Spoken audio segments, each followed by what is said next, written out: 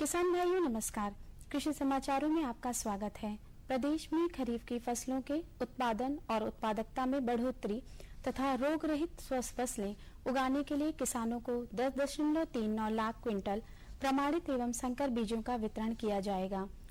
कृषि निदेशक देवमित्र सिंह के अनुसार इन बीजों में 2.25 लाख क्विंटल संकर बीजों का वितरण किया जा रहा है।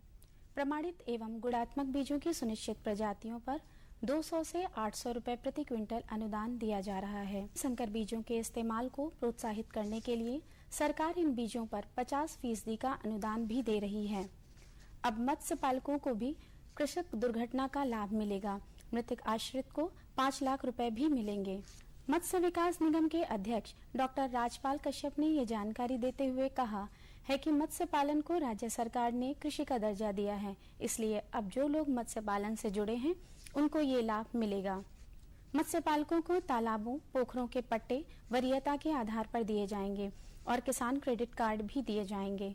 मछलियों को बाहर निर्यात किए जाने की सुविधा भी मिलेगी।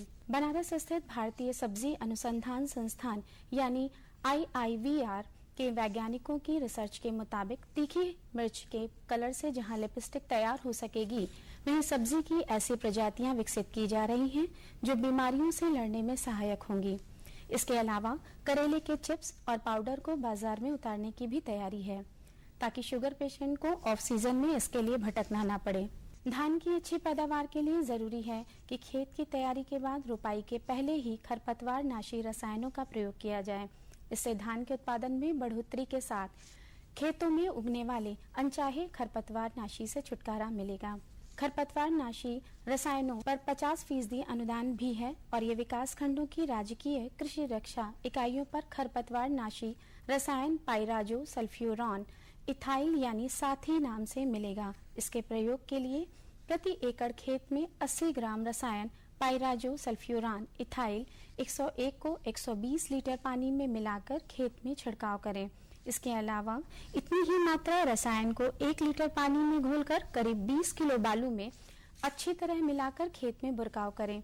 और किसान भाइयों, अब हम बात करते हैं कृषि भौतिकी संभाग के कृषि वैज्ञानिकों के अनुसार साप्ताहिक मौसम पर आधारित इस हफ्ते की कृषि संबंधी सलाह। इस वर्ष मानसून के सामान्य से कम रहने की संभावना को ध्यान में रखते हुए किसान भाइयों को सलाह है कि धान की बुवाई कम क्षेत्र में करें।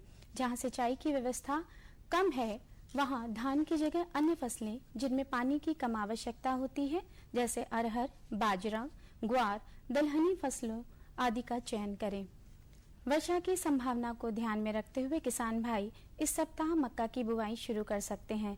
संकर किस्में AH 421 व AH 58 तथा उन्नत किस्में पूसा कंपोजिट 3, पूसा कंपोजिट 4 की बुआई शुरू कर सकते हैं।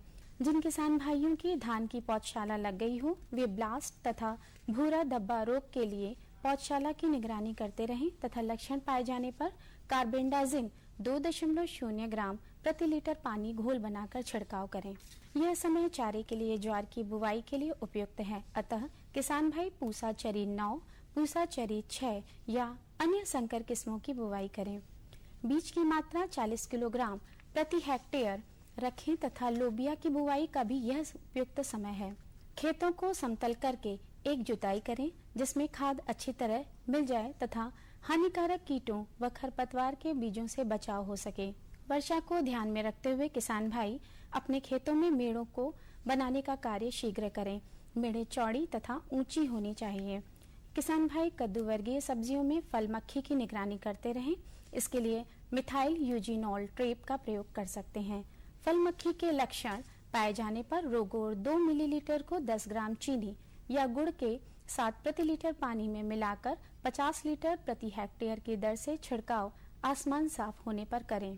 फलों के नए बाग लगाने वाले गड्ढों की खुदाई कर उनको खुला छोड़ दें ताकि हानिकारक कीट रोगाणु तथा खरपतवार के बीज आदि नष्ट हो जाएं। किसान भाइयों, कृषि समाचारों के बाद आइए अब जानकारी लेते हैं ताजा मंडी भावों की।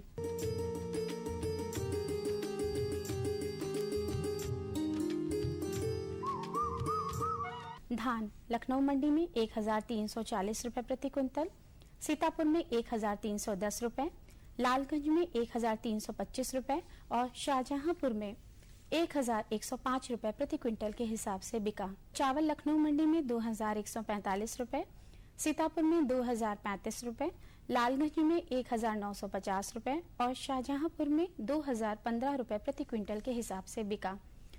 गेहूं लखनऊ मंडी में 1450 रुपए, सीतापुर में 1410 रुपए, लालगंज में 1400 रुपए और शाहजहांपुर में 1405 रुपए प्रति क्विंटल के हिसाब से बिका। सरसों का भाव लखनऊ मंडी में 3325 रुपए, सीतापुर में 3280 रुपए, लालगंज में 3100 रुपए और शाहजहांपुर में 3250 रुपए प्रति क्विंटल के हिसाब से रहा। सब्जियों में आलू लखनऊ मंडी में 1510 रुपए, सीतापुर में 1485 रुपए, लालगंज में 1315 रुपए और शाहजहांपुर में 1500 रुपए प्रति क्विंटल के हिसाब से बिका। टमाटर लखनऊ मंडी में 750 रुपए, सीतापुर में 775 रुपए और लालगंज में 750 रुपए और शाहजहांपुर में 675 रुपए प्रति क्विंटल के हिसाब से बिका। प्याज लखनऊ मंडी में 1315 रुपए, सीतापुर में 1210 रुपए, लालगंज में 1225 रुपए और शाहजहांपुर में 1185 रुपए प्रति क्विंटल के हिसाब से बिका। दलहनी फसलों में अरहर लखनऊ मंडी में 5150 रुपए, सीतापुर में 4885 रुपए, लालगंज में 4835 रुपए और शाहजहांपुर में 5060 रुपए प्रति क्विंटल के हिसाब से रही।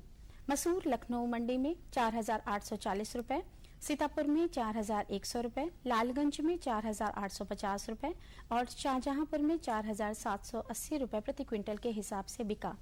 उड़द लखनऊ मंडी में 5140 रुपए, सीतापुर में 4935 रुपए, लालगंज में 4980 रुपए और शाहजहांपुर में रुपए 5010 रुपए प्रति क्विंटल के हिसाब से रहा। चना लखनऊ मंडी में 3450 रुपए, सीतापुर में 2880 रुपए, लालगंज में 3250 रुपए और शाहजहांपुर में 2825 रुपए प्रति क्विंटल के हिसाब से बिका। गुड़ लखनऊ मंडी में 3070 रुपए, सीतापुर में 2950 रुपए, लालगंज में 2925 रुपए और शाहजहांपुर में 2970 रुपए प्रति क्विंटल के हिसाब से बिका। तो किसान भाइयों, ये थे आज के कृषि समाचार और मंडी भाव। अगले अंक में हम फिर आपके लिए लेकर आएंगे कृषि जगत से जुड़ी नई नई जानकारियां। तब तक के लिए दीजिए अनुमति। नमस्कार। और बताओ। बस। अरे ये क्या भैया जी, बस इतनी सी रासायनिक खाद? किसानी छोड़ रहे हो क्या? किसानी नहीं, नादानी छोड़ रहे हैं। मिट्टी की जांच कराई है।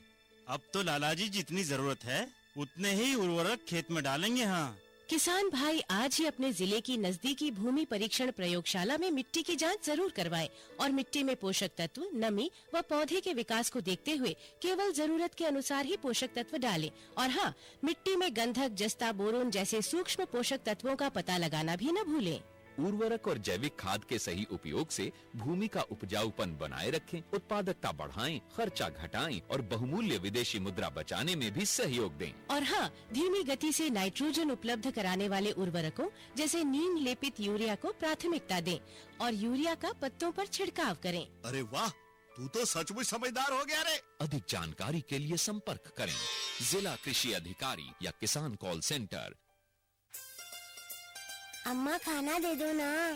सबर कर गोलू, अभी दाल नहीं गली है। तू फिक्र ना कर गोलू की अम्मा, अब की बार अपनी दाल खूब गलेगी। क्या मतलब जी? अब की बार NFSM के तहत दाल की पैदावार को बढ़ाने के तरीकों को दिखाने के लिए देश में 1000 क्षेत्र चुने गए हैं, जिसमें हमारा इलाका भी आ गया है। पर इससे हमें क्या फायदा? हमें 5 एकड़ खेती के लिए खाद और कीटनाशक के अलावा बढ़िया बीजों की एक मिनी किट भी मिलेगी। इतनी दाल का करेंगे क्या जी? अरे भगवान, सरकार ने दलहन का समर्थन मूल्य भी खूब बढ़ा दिया है और इनकी खरीद का भी पूरा इंतजाम कर लिया है। इससे आमदनी बढ़ेगी और फिर हमारा गोलू अच्छे स्कूल में जा करके कृषि वैज्ञानिक बनेगा। हाँ श्यामू भैया, सरकार कह रही है पूर्वी भारत में भी दूसरी हरित क्रांति आएगी। अरे ये तो पंजाब और हरियाणा में हुआ था, यहाँ तो अनाज की पैदावार अब भी कम है। सरकार की बातों में कुछ तो दम होगा। आखिर यहाँ बारिश 3 गुना होती है। चलो वैज्ञानिक का नंबर मिलाते हैं।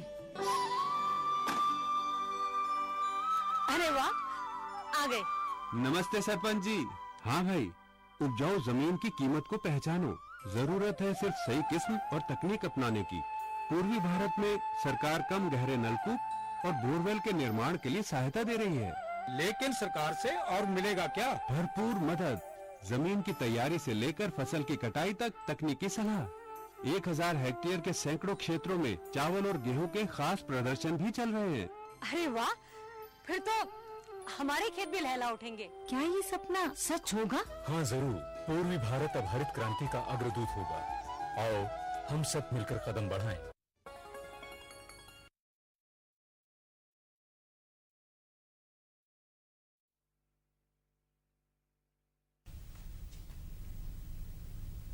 हमारे सभी दर्शक किसान भाइयों को नमस्कार। आप सभी का स्वागत है आपके अपने कार्यक्रम कृषि दर्शन के विशेष फोन इन कार्यक्रम में, जहां पर हम बात करते हैं अपने किसान भाइयों की आने वाली समस्याओं पर जो केंद्रित होती हैं किसी भी विशेष विषय पर। आज हम बात करें अपने विषय की तो किसान भाइयों बिल्कुल समय चल रहा है कि खाद्यान्न आपूर्ति आप करते हैं पूरे देश में, लेकिन उसके साथ ही कुछ जरूरी है कि व्यावसायिक गतिविधियां भी बढ़ाई जाएं, जिससे हमारे किसान भाइयों की आर्थिक समस्याएं भी दूर हों और उन समस्याओं के दूर होने के साथ ही आपके आर्थिक स्तर में बदलाव आए, आप आगे बढ़ें।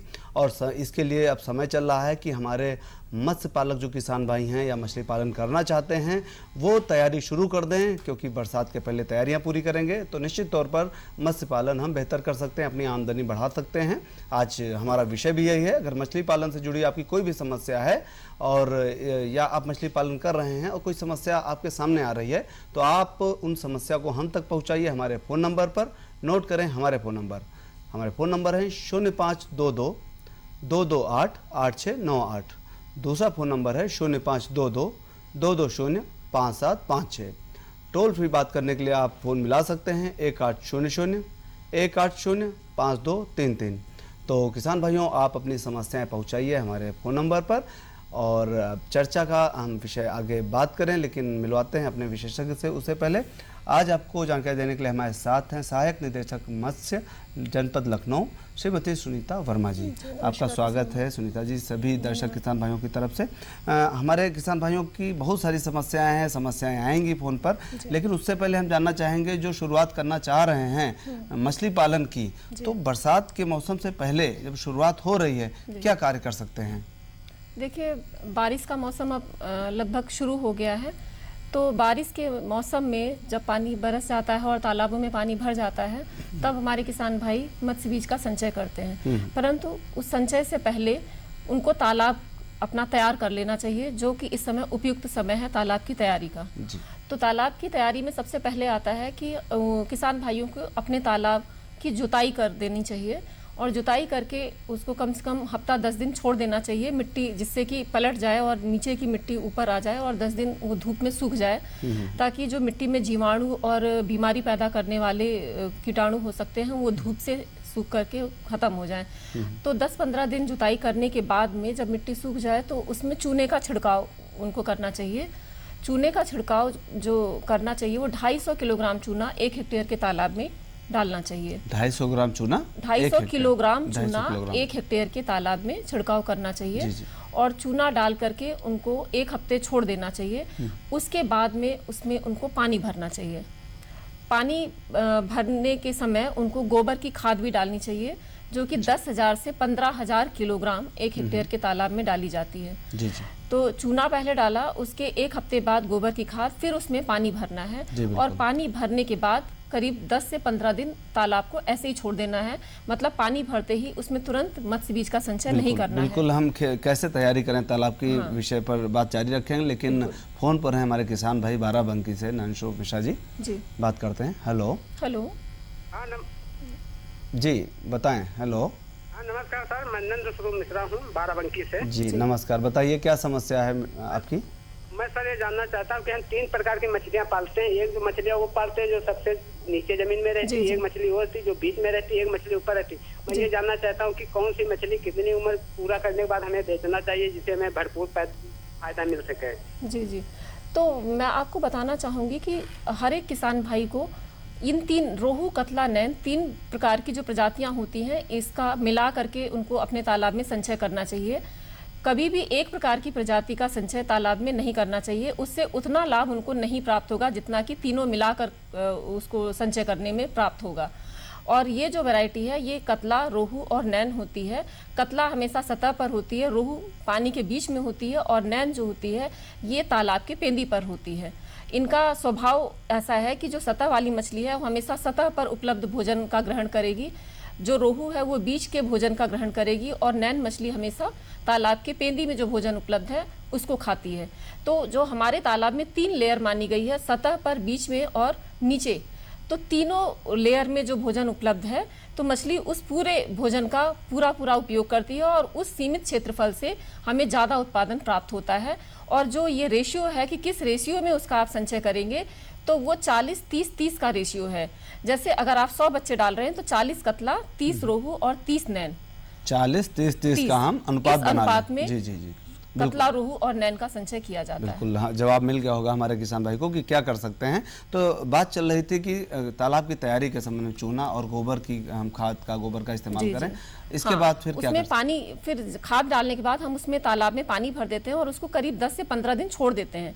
तुरंत उसमें बच्चे नहीं डालते हैं। तो जो हमने 10-15 दिन का गैप दिया पानी भर करके, उस बीच में मछलियों का उसमें प्राकृतिक आहार पैदा हो जाता है, जिसको कि हम लोग प्लैंकटन बोलते हैं। प्लैंकटन 2 तरह के होते हैं, पादप प्लवक और जंतु प्लवक। जो छोटे छोटे उसमें पौधे, जलीय पौधे होते हैं, उनको हम पादप प्लवक बोलते हैं, जो कि मछलियों का प्राकृतिक आहार होता है। तो 15 दिन में वो प्राकृतिक आहार उसमें पैदा हो जाता है, तब हम उसमें मछली के बीज का संचय करते हैं जी, ताकि जब उसमें बच्चे डाले जाएं तो उनको तुरंत उसमें भोजन उपलब्ध रहे। अब बात आ गई मछली के जो बीज अंगुलिकाएं हैं, उनको प्राप्त करने के लिए क्या सावधानी बरतें, कैसे पहचाने स्वस्थ हैं और कहां से प्राप्त करें? तो ये समस्या होती है, इसके बारे में कुछ जानकारी चाहिए। हमारे जो मत्स्य पालक हैं, इनको जो मछली का बीज है ये हमारे उत्तर प्रदेश मत्स्य बीज निगम जी, उसकी हैचरी है, वहाँ से भी उपलब्ध हो जाता है। इसी प्रकार मत्स्य विभाग की हर जनपद में उनके अपने प्रक्षेत्र भी हैं उत्तर प्रदेश सरकार के, वहाँ से भी उनको मत्स्य बीज उपलब्ध होता है। इसके अलावा हर एक जिले में कुछ मत्स्य पालक मत्स्य बीज उत्पादन का ही कार्य कर रहे हैं, जिसको हैचरी बोलते हैं, वहाँ से भी उनको मत्स्य बीज उपलब्ध हो जाता है। और जो मत्स्य बीज का साइज है जो उनको डालना चाहिए, वो उसको अंगुलिका बोलते हैं, मतलब उंगली के साइज का। लगभग 3 से 4 इंच के साइज का बच्चा किसान भाइयों को अपने तालाब में संचय करना चाहिए, जिससे उनकी सर्वाइवल, उनकी उत्तरजीविता दर अच्छी होती है। बिल्कुल, व्यवसाय की शुरुआत की अंगुलिकाएं भी आ गई तालाब में। अब भोजन की बात आती है, शुरुआती व्यवस्था तो कर ली है, लेकिन मध्य में भोजन की क्या, कैसे तैयारी कर सकते हैं, क्या आवश्यकता होगी इसकी? जी बिल्कुल, जैसे हमने बताया कि जब हमने पानी भरने के बाद 15 दिन छोड़ दिया था, तो उस समय उसमें प्राकृतिक आहार पैदा हो जाता है। हम जब मत्स्य बीज डाल देते हैं तो वैसे तो जो मछलियों का उनका पसंदीदा भोजन है वो उनका प्राकृतिक आहार ही है, लेकिन कभी क्या होता है कि प्राकृतिक आहार से ही उनका पेट नहीं भरता है, तो हम बाहर से भी उनको चारा देते हैं ताकि उनको पूरी तरह से खाना मिलता रहे। अगर हो सकता है कि उसमें प्राकृतिक आहार कम मात्रा में है, तो जो हम बाहर से उनको सरसों की खली और चावल का कना, ये उनको आहार के रूप में दिया जाता है। इसको हम परिपूरक आहार बोलते हैं। परिपूरक आहार वो है जो प्राकृतिक आहार के अलावा दिया जा रहा है। जारी रखेंगे क्या आहार की व्यवस्था हो, लेकिन समस्या के साथ फोन पर हैं हमारे किसान भाई, देखते हैं क्या है समस्या। हेलो जी, सर नमस्कार। जी नमस्कार, आपका परिचय हम जानना चाहेंगे सबसे पहले। सर हमारी समस्या ये है, हमारी समस्या तो था कि हमारी एक छोटी सी गाय थी। आप अपने टेलीविजन से थोड़ा सा दूरी बना लें, उसकी वॉल्यूम आवाज कम कर दें। और मछली के बारे में आपकी अगर कोई समस्या है, मछली पालन के बारे में, तो आप अपनी समस्या बताएं हमको। हेलो जी, शायद संपर्क कट गया है हमारा। तो बात चल रही थी क्या हो व्यवस्था भोजन की, आहार प्रबंधन कैसे किया जाए। तो आहार में हमने बताया कि जो प्राकृतिक आहार के अलावा हम उनको बाहर से चारा देते हैं, उसको हम परिपूरक आहार बोलते हैं। उसमें हम सरसों की खली और चावल का कना वो रात में हम भिगो देते हैं और सुबह के टाइम जैसे आटा गूंथते हैं उस तरह से उसको लोई बना करके, और सुबह उसको तालाब में कुछ स्थान निश्चित कर लेते हैं। जैसे तालाब के हम 4 कोने डिसाइड कर लें और बीच में एक जगह, वहाँ पर हम उसको एक निश्चित स्थान पर प्रतिदिन खाना दें और निश्चित समय पर दें। कोशिश करें कि हम लगभग उसी टाइम पर उनको खाना दें। ऐसा नहीं है कि कभी सुबह 6 बजे दे दिया, कभी 10 बजे दे दिया, कभी दोपहर में 12 बजे दे दिया, क्योंकि क्या होता है कि हर एक जीव जंतु के शरीर में एक बायोलॉजिकल क्लॉक होती है और उसको उसी टाइम पर अंदर से भूख लगना शुरू हो भोजन जाती की है। व्यवस्था हो गई, इसके बाद काफी समस्याएं भी आती हैं मछली पालकों के सामने, और उन समस्याओं से निपटने का एक ही तरीका है कि जानकारियां होनी चाहिए पूरी तौर पर। तो क्या विभाग से कुछ जानकारियां देने के लिए भी प्रयास होता है? हम जब हमारे मत्स्य पालकों को ग्राम सभा के तालाबों का हम पट्टा करवा देते हैं, जो कि 10 साल के लिए तहसील से दिया जाता है, और जो निजी जमीन में तालाब बनाते हैं वो भी हमारे मत्स्य पालक होते हैं। तो कहने का मतलब जिनके पास तालाब है और जो मछली पालन से जुड़ने जा रहे हैं उनको मत्स्य विभाग द्वारा 5 दिन की प्रशिक्षण हम लोग देते हैं, और जो कि NFDB national fisheries development board द्वारा हम बजट लेकर के उससे उनको ट्रेनिंग प्रोवाइड करते हैं, और 5 दिन में हम उनको 1250 रुपये का मानदेय भी देते हैं। प्रशिक्षण के अलावा इन 5 दिन के प्रशिक्षण में हम उनको मूलभूत सारी जानकारियां तालाब की तैयारी से लेकर के बच्चे डालना, आहार व्यवस्था और उनको बीमारियों के बारे में और उसकी मार्केटिंग कैसे करनी है, वो सारी चीजें हम उनको 5 दिन में बताते हैं। जी, इसके साथ ही काफी सहयोग भी मिलता है, नए काम को शुरुआत करने के लिए प्रोत्साहन भी दिया जाता है। इस प्रोत्साहन के तौर पर क्या देते हैं? मत्स्य विभाग द्वारा मत्स्य पालकों के लिए और जो मत्स्य व्यवसायी हैं उनके लिए बहुत सारी योजनाएं हैं।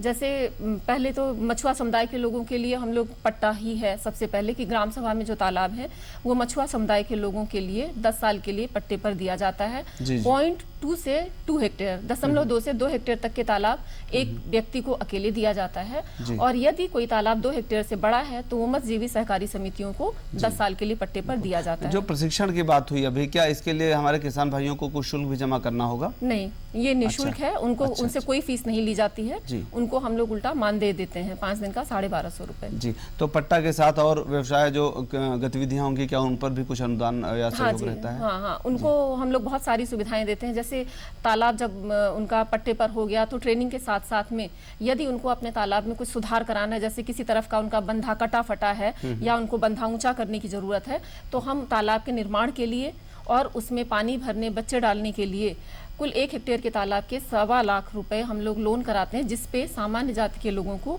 20% अनुदान और अनुसूचित जाति जनजाति के लोगों को 25% अनुदान देते हैं। इसी तरह से निजी जमीन में यदि कोई व्यक्ति तालाब बनाना चाहे, उसके लिए जाति की कोई बाउंडेशन नहीं है। किसी भी जाति का व्यक्ति अपनी निजी जमीन में तालाब यदि बनाना चाहता है तो उसको हम तालाब बनाने और उसमें पानी भरने और बच्चे डालने के लिए 3.5 लाख रुपए का लोन 1 हेक्टेयर के तालाब के लिए कराते हैं, और उस पे भी हम 20% अनुदान सामान्य जातियों के लिए और 25% अनुसूचित जाति और जनजाति के लोगों को उपलब्ध कराते हैं। तो ये तो हुआ तालाब सुधार और इनपुट के लिए।